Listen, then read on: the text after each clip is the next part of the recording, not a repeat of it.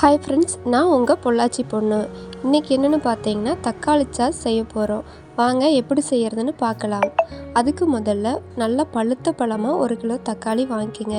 நல்லா தண்ணியில் கழுவி நல்லா ட்ரையாக தொடச்சிட்டு பின்ன தண்ணி இல்லாமல் நல்லா காஞ்சதுக்கப்புறம் இந்த மாதிரி சின்ன சின்ன கீத்தை அறுத்துக்கலாம். தக்காளியை அரியும் போது எப்பவும் அதோட ஊனை போடக்கூடாது. அது போட்டால் ஸ்டோன் உருவாகுன்னு சொல்கிறாங்க. இந்த மாதிரி தக்காளி தனியாகவும் அதோட ஊன் தனியாகவும் எடுத்துடணும். பாருங்கள், நல்லா கெட்டியாக இருக்குது. அதை போட்டாலும் வேஸ்ட்டு தான், வேகாது. அதனால் தக்காளியை தனியாக பிரித்து எடுத்துக்கலாம். அதுக்கப்புறம் அடுப்பில் கடாயை வச்சுக்கலாம். கடாய் நல்லா சூடானதுக்கப்புறம் வெந்தயம் 2 ஸ்பூன், கடுகு 2 ஸ்பூன் சேர்த்துக்கலாம். நல்லா பொரிஞ்சு வர்ற மாதிரி சிவக்க வறுத்துக்கலாம். ரொம்ப சிவக்கக்கூடாதுங்க. ஓரளவுக்கு செவந்தால் போதும், ஓரளவுக்கு பொரிஞ்சு வந்தால் போதும். தேவையான அளவு கருகாப்பில்லும் பூண்டும் எடுத்து வச்சுக்கலாமுங்க.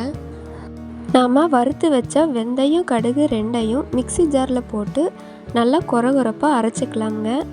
பாருங்கள், இந்த மாதிரி எடுத்தால் பருப்பருன்னு இருக்கணுங்க. இப்போ நாம் அறுத்து வச்ச தக்காளியை குக்கரில் போட்டு 3 விசில் விட்டு வேக வச்சதுக்கப்புறம் தக்காளி நல்லா ஆறுனதுக்கப்புறம் மிக்ஸி ஜாரில் போட்டு மிளகாய்த்தூள், நம்ம அரைச்சி வச்சுருந்த கடுகு வெந்தய பொடி, 1 துண்டு வெல்லம் இதெல்லாம் சேர்த்து நல்லா மைய அரைச்சிக்கணும். தக்காளியை வேக வைக்கும்போது புளி 1 லெமன் சைஸ் போடணும்.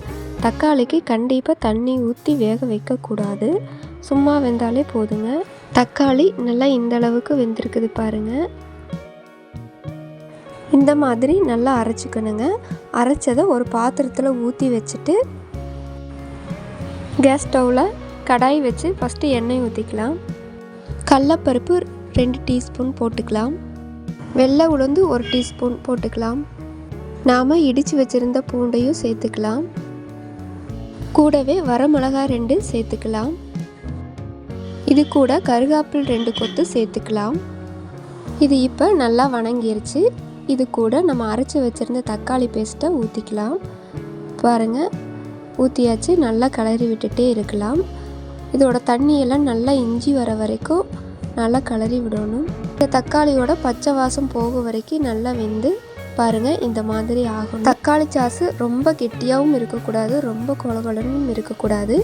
இந்த மாதிரி பதத்துக்கு வந்ததையும் ஸ்டவ்வை ஆஃப் பண்ணிடுங்க. நல்லா ஆறுனதுக்கப்புறம் ஒரு பாட்டிலில் போட்டு ஸ்டோர் பண்ணி யூஸ் பண்ணலாம். சாஸை ரசத்தோட தயிரோடு சாப்பிடும்போது தொட்டுட்டு சாப்பிட்றதுக்கு அவ்வளோ டேஸ்ட்டாக இருக்குங்க. சுடு சாப்பாட்டில் போட்டு பிணைஞ்சு சாப்பிட்றதுக்கு அவ்வளோ டேஸ்ட்டாக இருக்குங்க.